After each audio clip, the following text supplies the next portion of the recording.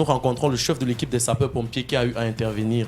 Et nous lui posons la question, comment s'est déroulée l'intervention et à quelle heure avez-vous été contacté? Dites-nous de façon succincte et sans langue de bois, comment s'est déroulée la collecte des fonds durant la période de la campagne électorale et qui gérait. Okay, now tell us more about the brands which actually have been named after you, which is Calixia Goodies and Calixter. Ou quel conseil vous pouvez donner à tous ces jeunes-là qui rêvent un jour vous ressembler ou atteindre votre niveau de célébrité? Quel a été pour vous ce déclic-là pour la communication? Quelle a été justement pour vous cette motivation? Parce que lorsqu'on regarde... Et quelle a été ta réaction lorsque la reine du R&B t'a contacté pour une collaboration?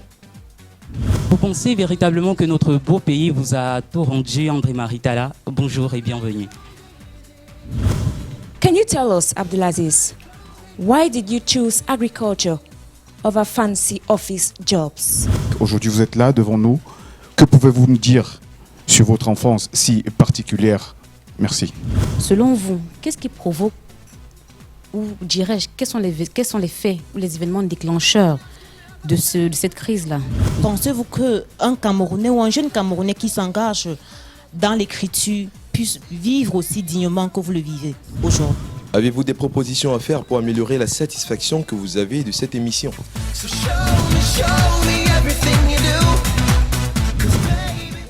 Manuela. Ah oui.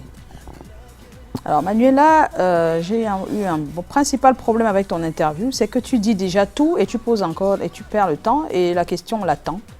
Et après la question qui arrive, c'est la question qui dit tout ce que tu as dit.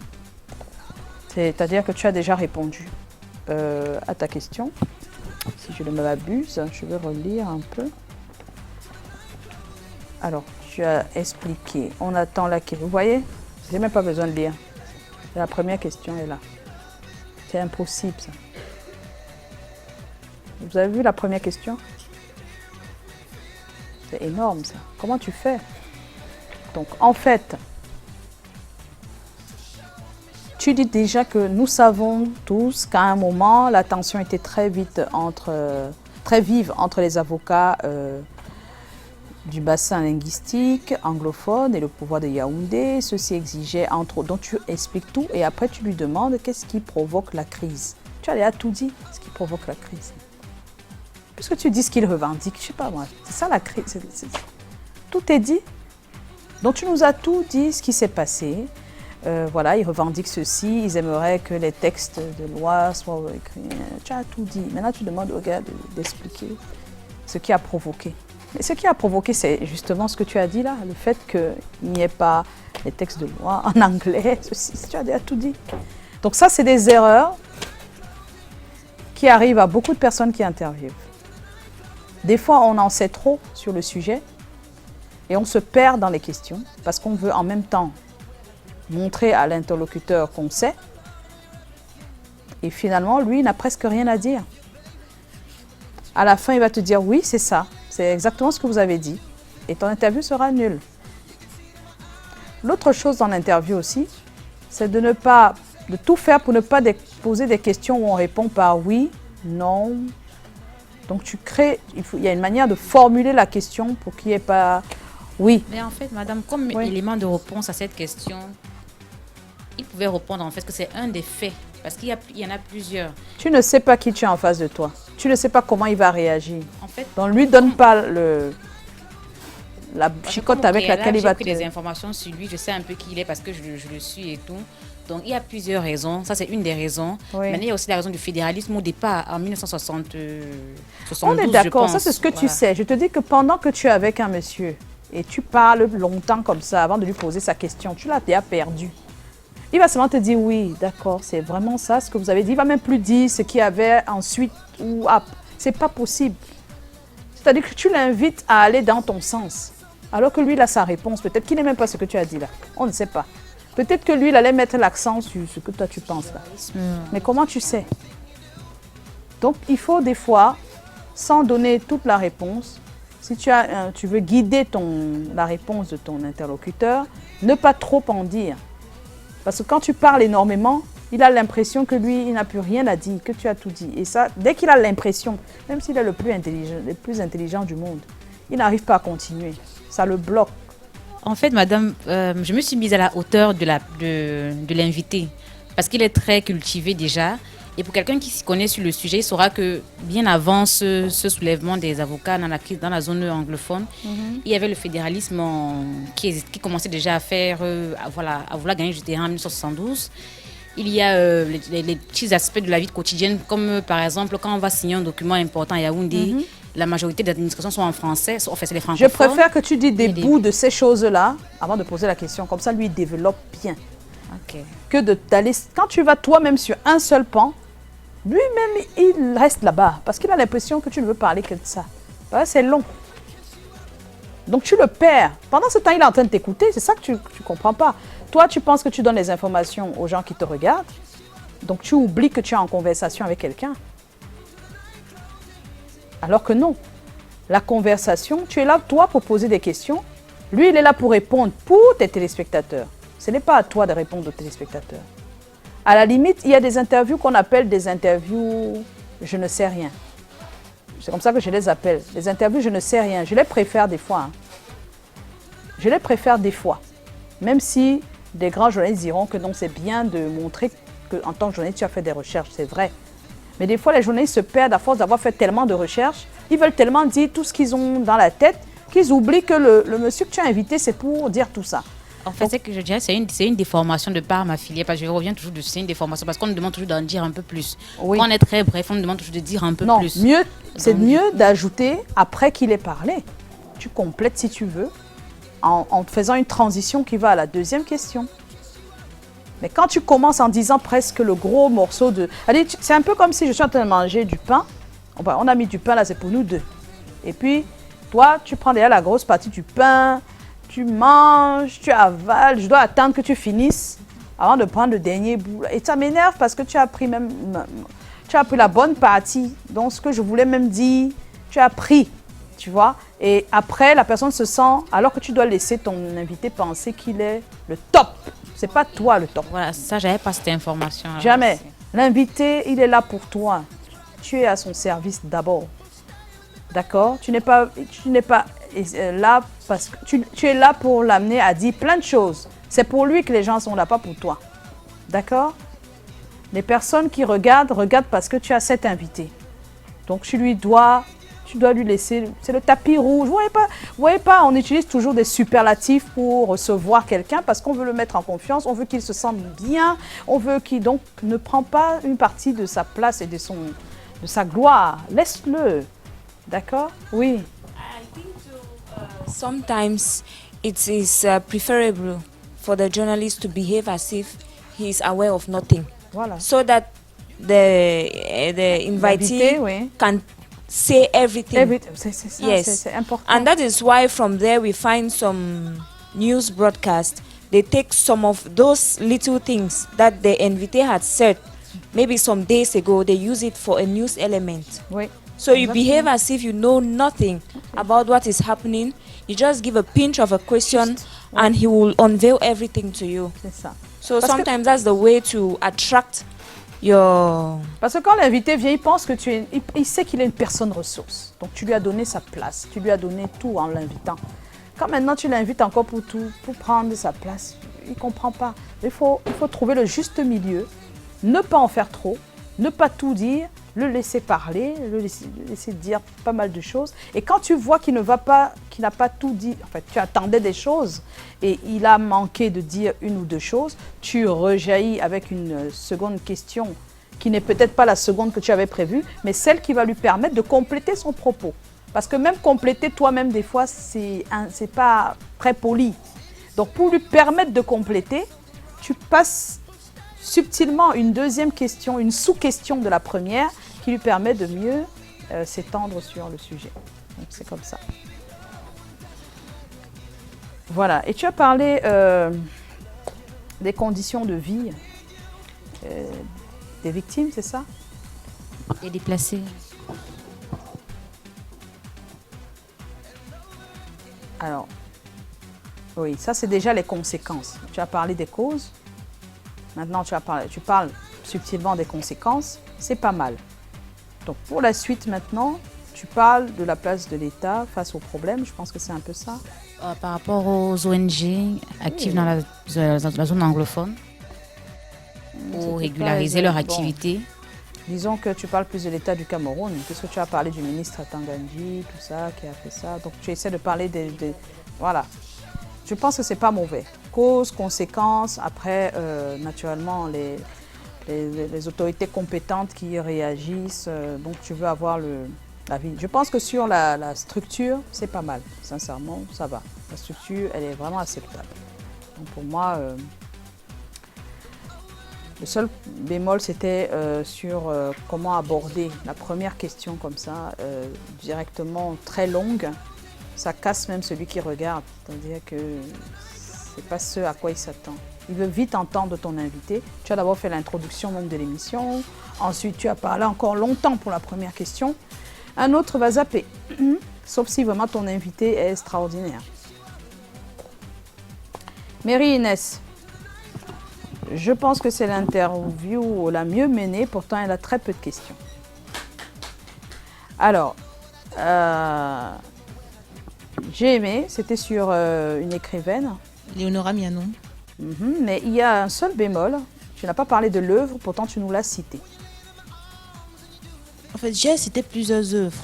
Tu as cité plusieurs œuvres? Oui, juste pour montrer. Quand on reçoit une écrivaine, il faut au moins une question quand même sur son œuvre. Parce que là, les questions, oui. Une des plus célèbres œuvres qui était. Ah oui, c'est important quand même, parce que ce qui a défrayé la chronique, ça doit être une de ses œuvres. Tu prends celle-là, puisque ton interview n'est pas sur son œuvre, c'est pas sur un de ses livres, l'interview. On est d'accord? Oui. Tu as décidé, c'est ta ligne, c'est ton angle, tu as droit. Mais tu ne peux pas parler d'une écrivaine qui a eu autant de succès et tu ne parles pas de l'œuvre qui l'a rendue célèbre. Ce n'est pas possible. D'accord? C'est le seul bémol, mais les trois questions sont bien agencées. Il n'y a pas de problème. Et j'ai aimé en tout cas. Ensuite, on a eu Caroline. L'intro était bien, Caroline. Tu étais plus posée en tout cas dans la... On n'est pas là pour parler de la forme, mais tu étais plus posée dans la forme. La question fétiche, qui es-tu? Présente-toi, tout ça. Bon. Ça passe, c'est un classique habituel. C'est une personne qui a décidé de se lancer dans l'entrepreneuriat. Je pense que c'est bien ça, une femme en plus. Oui, oui. Voilà, donc c'est un modèle. Ton objectif, c'est peut-être de montrer comment elle entre dans l'entrepreneuriat, quelles sont les difficultés pour que ça contamine d'autres. En fait, c'était ça l'objectif, je pense. C'est comme ça que j'ai senti ton interview. Alors, c'était qui es-tu, mais également de présenter ses marques, parce qu'elle a des marques. Oui, oui. Et puis le contenu de ces marques, qu'est-ce que c'est exactement et tout ça. Ensuite, c'était pourquoi ce choix de business. Elle pouvait choisir un autre, mais elle a choisi celui-là. Je pense que c'est bien amené. Après, les difficultés. Et puis, qu'est-ce qui t'inspire? Mais moi, j'aurais mis l'inspiration un peu plus avant. Et tu as mélangé inspiration et conseil aux jeunes. Et je pense que ça ne se mélange pas trop. En une question, qu'est-ce qui t'inspire et quel serait le conseil pour... Bon, ça peut... Je pense que c'est limite, mais ça peut. Ça dépend de la personne qui est en face. Une autre personne qui est très, très expérimentée peut bien répondre. C'est-à-dire qu'elle peut trouver la transition entre ce qui m'inspire et le conseil aux jeunes. Mais ce n'est pas la chose la plus facile à mettre ensemble, d'accord, dans une seule question. C'est deux questions normalement. Oui, en principe, parce que j'ai mis le « an », donc j'ai lié les deux. Oui, tu as écrit, tu as dit « et ». Donc ça veut dire que tu lui as fait répondre à la fois aux deux questions. Donc c'est pas très sympa. Mais je pense que c'est parce que tu as voulu que ça fasse 5 questions que tu as essayé d'ajouter. Mais c'est une interview qui passerait bien. Samuel. L'intro était bien. Il est où, Samuel? Merci, madame. Voilà. L'intro était bien, mais j'ai senti dans ton interview un parti pris et ça me gêne. Vous savez, il y a une manière de faire les questions qui montre qu'on a un parti pris et c'est pas bien quand on est journaliste. Faut pas faire ça. Ou alors il ne faut faire ça que si vous avez en face quelqu'un qui fait des choses bien par rapport au mal. Nous savons tous ce qui est mal. Mais quand c'est des parties qui se cognent, tu n'as pas droit dans tes questions de vouloir nous imposer quelque chose. Je me suis sentie comme un téléspectateur à qui on impose un chemin, une voie, ou voilà. Je ne me suis pas sentie libre. C'était comme si tu voulais à tout prix me démontrer que l'accusation qu'on a faite de l'autre est fausse. C'est ça que j'ai ressenti moi en tant que téléspectateur. Et j'ai pas trouvé ça sympa.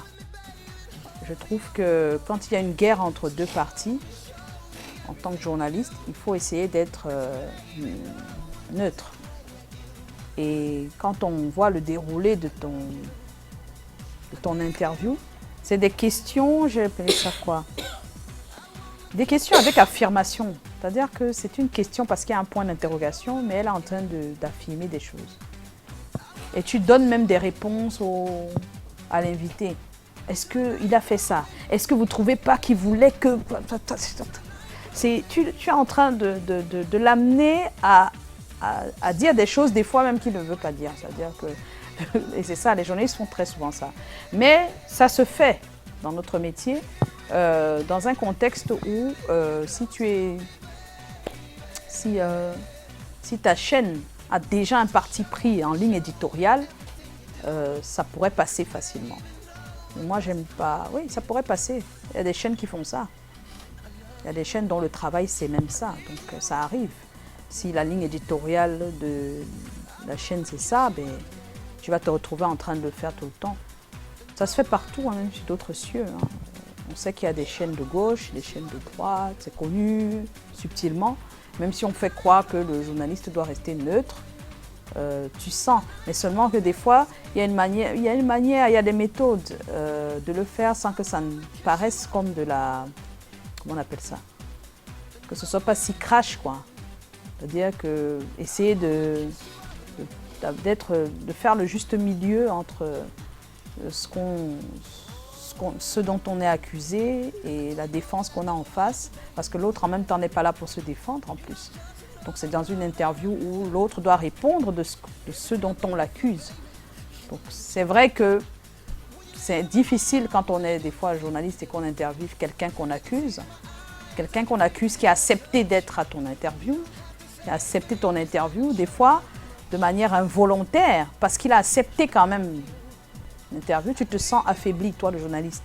Donc tu as envie de l'aider, comme on dit, de l'aider parce que son image a été touchée et tu te retrouves justement en train de l'aider à se blanchir. Et ça, je ne conseillerais pas à un journaliste d'avoir ce genre de position parce que ça n'honore pas trop le métier dans certaines situations.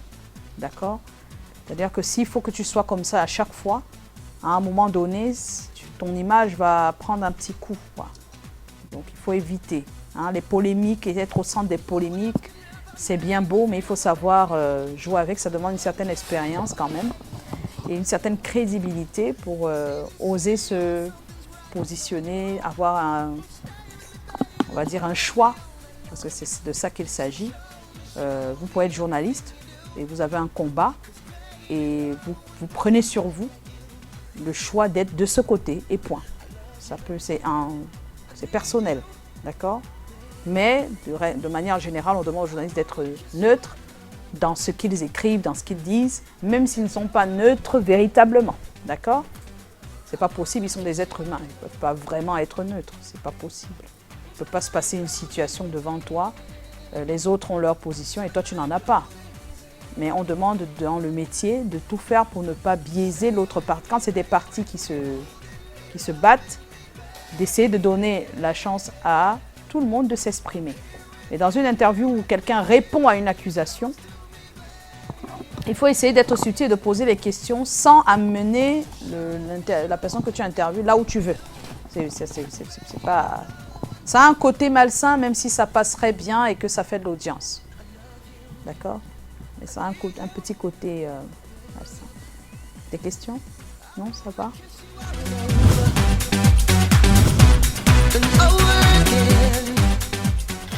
Oui, tu as une question. Sur le micro. Oui, en fait, quand ici on parle de diaph, j'aimerais que ça soit un peu clair dans ma tête. Quand on parle de diaph ici, on parle également de la vitesse d'obscuration, c'est ça? Le diaph ici, nous avons ici cette bague-ci. Cette bague-ci. Cette bague-ci. C'est pour... Tu réponds. On a vu ça. Oui. Et celle-là.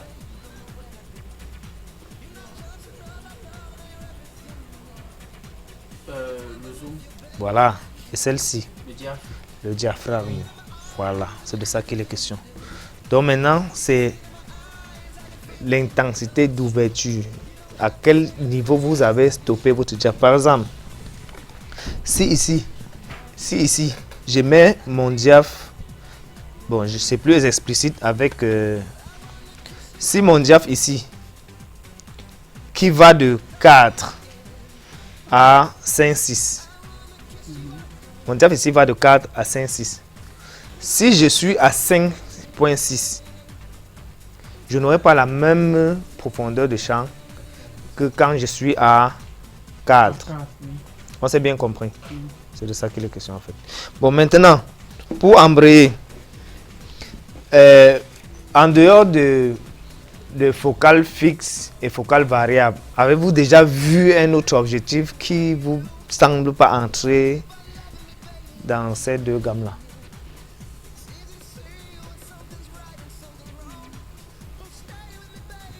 J'ai dit semble. Non, apparemment non. Juste pour vous dire que il y a certains focales variables, mais que le diaph, lui, n'est pas variable. Ça veut dire au niveau d'ici, on a un seul chiffre. Ça veut dire que je sois à 75 ou à 300, j'ai la même intensité de lumière qui entre dans mon boîtier. Quelqu'un a rencontré ça? Voilà. Ça, c'est aussi à mettre dans les actifs des zooms. Maintenant, à côté de ça, il y a certains focales. Bon, juste pour dire, on parle on parle de grand angle. Ça, c'est en résumé. On parle de grand angle quand on est en dessous de 28. D'accord? Quand on est en dessous de 28, on peut parler de grand angle.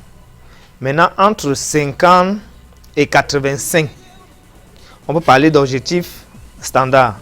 Ça, c'est entre 50 et 85. Maintenant, après 100, on parle de quoi? On parle de longue focale. Maintenant, au-delà des 300, on parle de super. Bon, c'est toujours les longues focales, mais les super. On se comprend. Bon, je disais qu'à côté des objectifs, il y a certains objectifs qu'ils appellent à... Comment ils appellent un peu ça? Je ne sais pas si je l'ai noté là. Faut que je la retrouve. J'ai oublié comment ils appellent ça. En fait, ce sont des objectifs qui se déboîtent. Oui, c'est vrai. J'ai fait le même effet avec les yeux la première fois que j'ai vu cet objectif. En fait, vous pouvez la décaler. C'est toujours le même objectif. L'objectif se fixe là. Mais je peux glisser la partie arrière comme ceci. Mais je continue de... Mes images continuent d'entrer. Je peux la glisser ainsi. Ça, c'est de façon rectiligne. Ici encore, je peux la glisser de façon circulaire. À quoi ça peut servir selon vous ce genre d'objectif? J'oublie comment ils avaient... À descendre... Non, je vais trouver le nom. Voilà. Je me retrouve. Heureusement, je l'amène. Ils appellent à décentrement. Décentrement, oui. Vous voyez souvent certaines photos, vous avez l'impression que ce sont même des maquettes. Parce que les perspectives ne respectent pas les normes d'un appareil photo. C'est avec ce genre d'objectif. Vous vous êtes déjà trouvé peut-être devant... Vous avez déjà filmé, sûrement tous ont déjà filmé un bâtiment. Vous avez déjà filmé un bâtiment debout. vous voyez, il y a des fuyantes. Mais si vous êtes arrivé de voir une photo d'un bâtiment debout et que c'est horizontal, et vertical, je veux dire. Un bâtiment debout avec des côtés verticaux, pas fuyants. Parce que quand nous filmons avec nos objectifs, la base est plus grande et le sommet est étroit. Mais vous pouvez tomber sur une photo de l'immeuble filmé à partir du bas, de façon en contre-plongée. Mais les bords du bâtiment sont verticales. C'est donc avec ce genre d'objectif à décentrement. Ça compense les fuyantes. Bon, là, c'est pour les spécialistes d'un autre genre. C'est pas pour nous ici. On est d'accord? C'est donc le nom décentrement que je voulais retrouver. Là, c'est des extras. D'accord? C'est déjà pour nous ici, si je veux conseiller quelqu'un, déjà nous n'avons pas assez de budget pour se permettre certaines choses. Sinon, l'objectif ou l'idéal aurait été celui qui a toutes les options. Encore plus si vous pouvez vous permettre, si vous avez le budget qui va avec, acheter les différents focales, cette fois-là fixes. Ça, c'est ce que pour vous conseiller. Mais maintenant, avec tous les paramètres que nous on a vus, c'est à vous de voir quels paramètres vous convient, vous prenez. Est-ce qu'il y a ceci? Oui. Est-ce qu'il y a ci? Oui. Est-ce qu'il y a ci? Oui. Est-ce qu'il y a ci? Et le dernier paramètre, c'est le budget. Ça, c'est le dernier paramètre pour un objectif. Maintenant, est-ce que je peux me permettre cet objectif-là? C'est donc là où la question reste. Mais en même temps, vous pouvez faire le chemin inverse. Ok, voilà mon budget. Parce que dans le même budget, vous pouvez avoir une gamme d'objectifs. Maintenant, dans la gamme là, il faudra faire entrer tous ces paramètres qu'on a choisis tout à l'heure pour avoir l'optimal. Avoir de ton argent.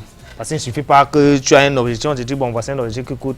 Parce que beaucoup ne regardent même pas. Hein. On dit que je veux un 75 300 €. Ok, mais il faut lire tout ce qu'il y a dessus. On vous vendra un 75 300 mais que l'ouverture minimale est à 8. Vous voyez? Vous voyez? Vous voyez? Ça, c'est un simple paramètre pour chacun. Ce n'est qu'un chiffre écrit au-dessus, mais c'est pour beaucoup. Ça compte pour beaucoup. D'accord?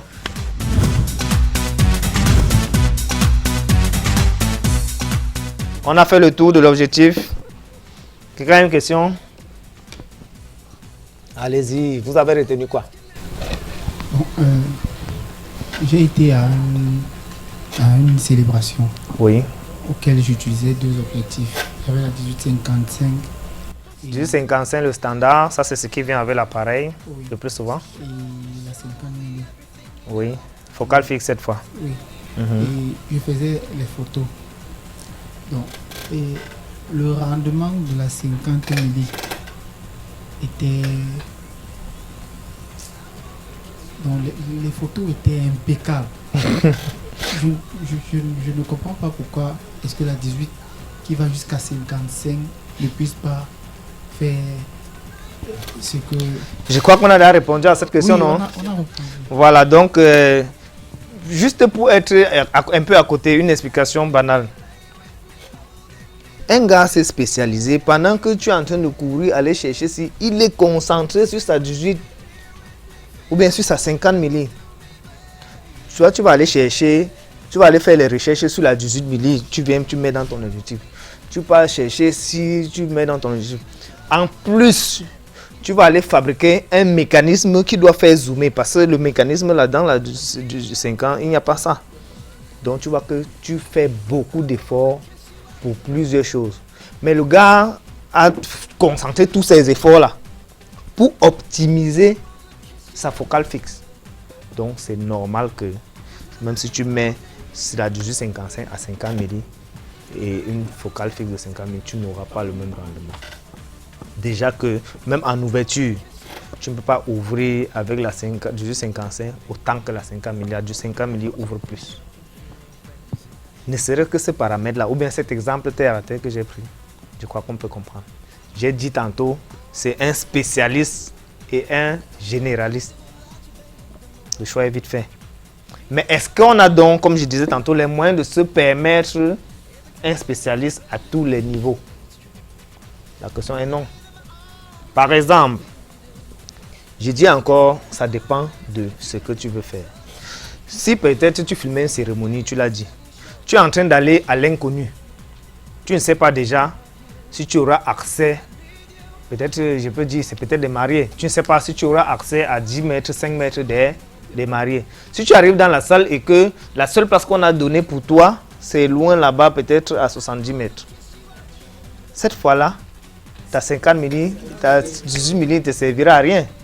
Forcément, il te faut une longue focale. Donc, quand tu parles à l'inconnu, l'idéal serait une caméra, un objectif polyvalent. Mais si c'est toi qui as le contrôle, si c'est une scène que c'est toi qui as fait les mises en scène, c'est toi qui as préparé, c'est toi qui tu sais quelle intensité de lumière il y a, tu as tout ton temps. C'est pour ça que tu vas voir les gens tourner une scène, seulement le temps de changer leurs objectifs, c'est... D'accord? Parce que là, quand il a fini de chuter ceci, il faut passer à autre chose. Les acteurs sont là, ils attendent, ils changent son objectif, il sait ce qu'il veut. Là, il peut se permettre, c'est lui le boss. Mais si ce n'est pas toi le boss, si tu suis l'action, si tu cours derrière l'action et que tu n'as pas le contrôle sur l'action, une caméra polyvalente serait, pardon, je viens toujours à caméra, un objectif polyvalent serait la bienvenue. Et en fonction du budget, parce qu'une fois que tu as assis, tu as une gamme de 75 à 300. Moi, par exemple, à côté de ceci, je pourrais prendre une 18, peut-être si tu as une 18-90, ça veut dire que j'ai de 18 jusqu'à 300. D'accord? J'ai de 18 jusqu'à 300. Avec mes deux objectifs, ça me va. On se comprend. Mais ça dépend de ce que tu veux faire, je dis toujours. Oui, autre question. Oui, j'ai une petite question. Est-ce que sur notre objectif 75-300, on a la troisième bague, c'est-à-dire la bague de mise au point? La bague de mise au point est toujours la première. C'est vrai qu'il y a certains objectifs. Par exemple, j'aurais aimé travailler avec vous sur les Sony aussi. Désolé. Vous verrez mieux par rapport à celui-ci, par exemple. Parce que là, vous avez les 3 bagues. Mais avec celui-ci, la lumière ne s'augmente pas sur l'objectif. La lumière s'augmente sur le boîtier. Le diaph s'ouvre sur le boîtier. C'est donc ça la différence. Mais par contre, il y a des caméscopes comme celui-ci qui prennent des objectifs. Cette fois-là, ça a les 3 bagues. Celle-ci n'a que 2. Tout à l'heure, nous en avons. Mais je voulais ajouter, il y a certaines bagues d'adaptation qui viennent avec une bague de diaph. Oui. Ok. Ajouter à cela aussi, j'aimerais savoir, est-ce que sur des caméras professionnelles, sur des objectifs professionnels, j'ai eu à trouver des doubleurs de focale? Oui. Oui, là, je ne sais pas si sur des objectifs longs focales. Oui, oui, oui. Si j'y avais pensé, en fait, c'est juste une optique, c'est une lentille. C'est comme une lunette de lecture. D'accord? Vous avez déjà vu, vous voyez souvent les génies là, il a les lunettes, mais parfois quand il baisse, il y a encore une petite lentille là qui vient au-dessus. Je vous dis, pour comprendre la lentille, étudiez votre œil. Vous voyez un peu? Il a déjà les lunettes, le monsieur. Je ne sais pas si vous visualisez cette image. Il a la lunette, mais parfois il y a une autre petite vitre là qui vient devant là. C'est exactement ce rôle que joue ton doubleur de focale. Même ici, j'en ai utilisé. Juste, vous voyez les rayures là. Il y a les rayures là à l'intérieur. Ça vient juste, tu visses là. Là, et d'avance, là, c'est comme si tu avais zoomé alors que tu n'as même pas encore commencé. Mais ça dépend aussi de ce que tu veux. Là, c'est comme si tu avais zoomé alors que tu n'as pas encore commencé. Là, du coup, au lieu de 22x optique, ça part encore plus loin. D'accord? Par contre, d'autres, leur rôle serait de te donner un plus grand angle. Ça dépend de ce que tu veux.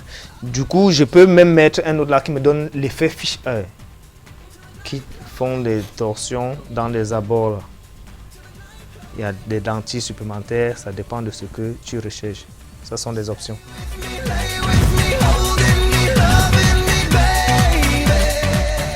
Bon, une autre question. Tout le monde a tout compris. Je peux poser moi la question? J'ai une question. Oui. Oui, c'est une expérience que j'ai eue. Voilà, on aime les partages. Oui. J'utilisais une 1855. Oui, toujours des objets standards. Oui. Et là, j'étais confronté dans certaines situations à un problème. Quand j'appuyais sur le déclencheur, je suivais des petits bruits à l'intérieur de l'appareil, tic tic tic tic tic, mais pour finir ça ne déclenche pas. Là, quand je me suis rapproché vers certaines personnes, ils m'ont parlé de soit il faut nettoyer le capteur, soit il faut... Le plus souvent, je sais pas spécifiquement de ce... J'ai pas encore eu à rencontrer ce panne, mais chaque appareil est conçu de telle enseigne que quand il y a une panne, il te signale. Et quand il signale, il faut être du corps pour savoir de quelle panne il s'agit. Je prends un exemple simple. Parfois, tu peux allumer cette caméra.